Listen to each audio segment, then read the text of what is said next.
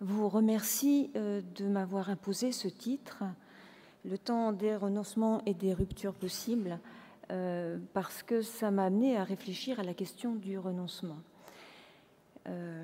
Je vais d'ailleurs parler non pas des renoncements et des ruptures possibles, mais du temps des ruptures qui paraissent incertaines et d'un renoncement qui est peut-être possible. Lorsque nous sommes confrontés à des difficultés nouvelles, à une mémoire défaillante par exemple, ou à une moins bonne maîtrise des situations, nous sommes atteints en nous-mêmes par notre diminution de performance, par ces nouvelles limites auxquelles nous sommes confrontés et auxquelles nous devons nous adapter. Nous sommes aussi atteints en nous-mêmes dans l'image que nous avons de nous, dans l'image que nous aimerions donner de nous, dans l'image que nous imaginons que les autres ont de nous. Il y a fragilisation de notre équilibre. Nous sommes fragilisés car nous devons apprendre à faire autrement, à être autrement. Nous ne sommes plus comme avant. Nous ne sommes plus comme nous pensons avoir toujours été. Ce qui nous donne une assurance pour aller de l'avant, pour faire des projets, fait défaut. Une patiente me disait, de façon très fine et très juste, « Ce qui me déprime le plus, c'est d'avoir des incapacités sournoises. Par exemple, je ne vais plus aux réunions de famille, je ne peux plus m'occuper de mes petits-enfants. Je suis prête à me noyer dans un verre d'eau, je me déresponsabilise de ma vie.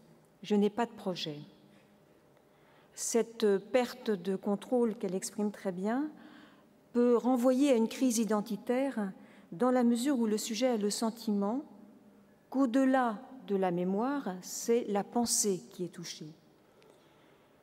C'est plus que la mémoire, me disait un patient, c'est la pensée immédiate qui fiche le camp.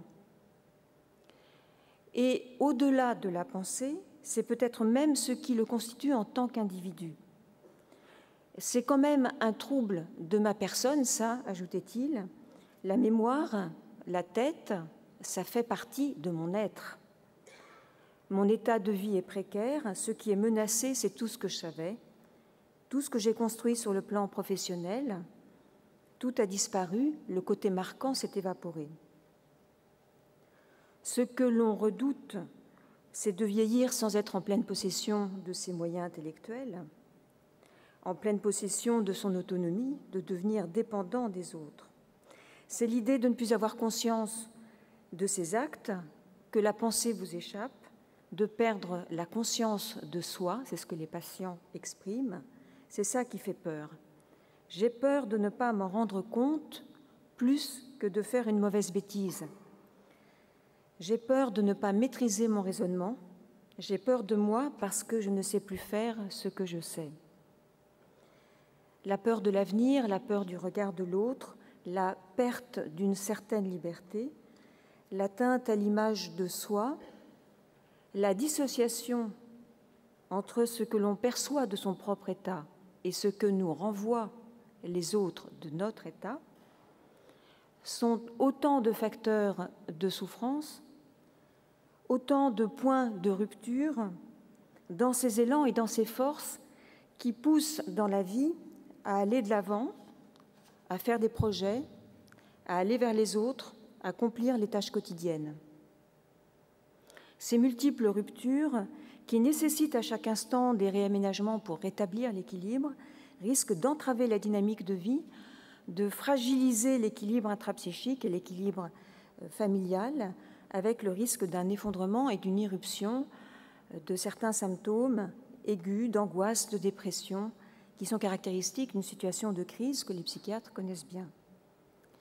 La crise est donc associée à la notion de danger, on l'imagine bien, mais aussi à la notion d'opportunité.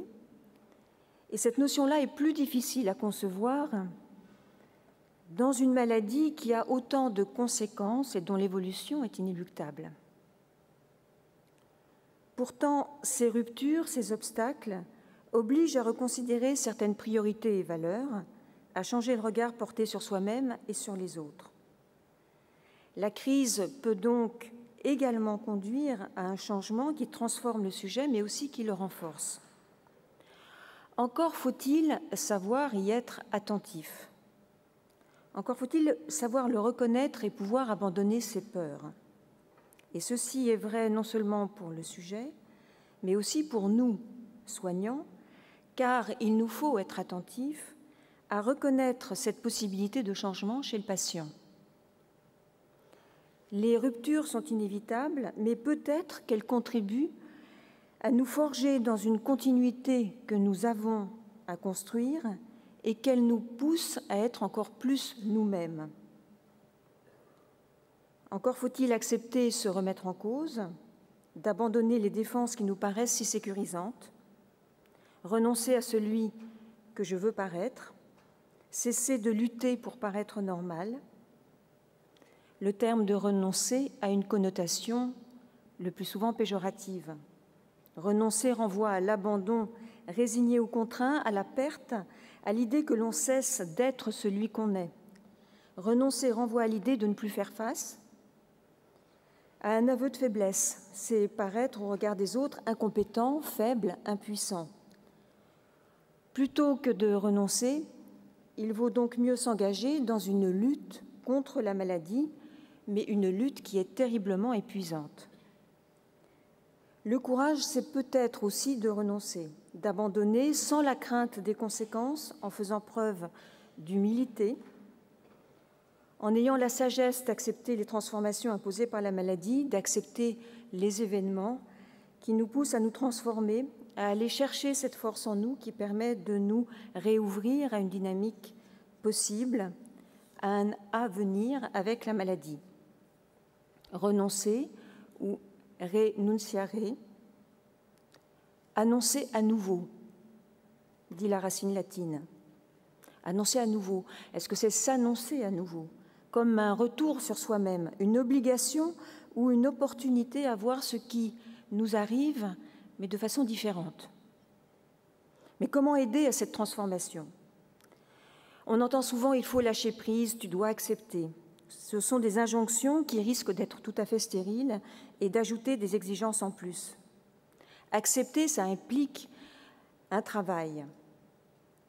Le philosophe Alexandre Jolien, dans son traité sur l'abandon, parle d'un laisser être plutôt que d'accepter.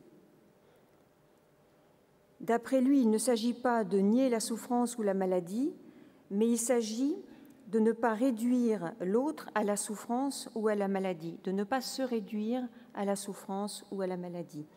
Quand on écoute la souffrance de l'autre, la tentation immédiate est de tenter de trouver des solutions. Et quand il n'y en a pas, nous devons apprendre à accueillir cette souffrance. Mais accueillir, qu'est-ce que ça veut dire? On en a beaucoup parlé. Peut-être que ça veut dire ne pas résister, ne pas lutter sans cesse, ne pas refuser le réel. Pour Jolien, l'abandon est le contraire de la résignation. Il permet d'être puissamment actif, de se libérer de soi, des images qu'on a de soi, des jugements dans lesquels on enferme la réalité. Et si ceci est vrai pour le sujet qui souffre de la maladie, c'est vrai également pour les soignants qui sont confrontés à la souffrance de l'autre et à leur impuissance.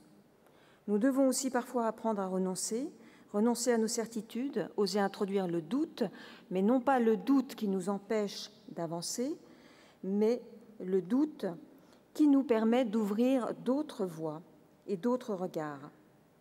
Donc nous devons prendre des distances, prendre du recul par rapport à nos pratiques, par rapport à la routine.